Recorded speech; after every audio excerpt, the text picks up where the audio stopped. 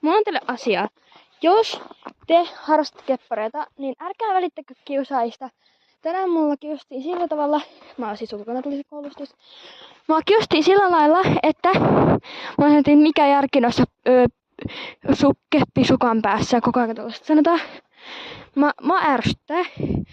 Ja tänään siis tapahtui se, kun mä olin koululla ottamassa taksia, koska mä lähdin taksilla kotiin, niin mulle sanottiin noin.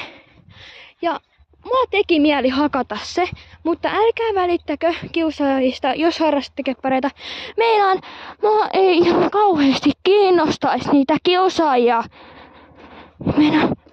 Mä tänään rakensin oikeesti ihan kunnolla koulussa melkein. Niin, että keppareita ei voi niinku harrastaa. Sitten mä sanoin, että jos ei saa ärsyttää tai kiusata toisia tyyppejä, jotka harrastaa haluamaan lajia,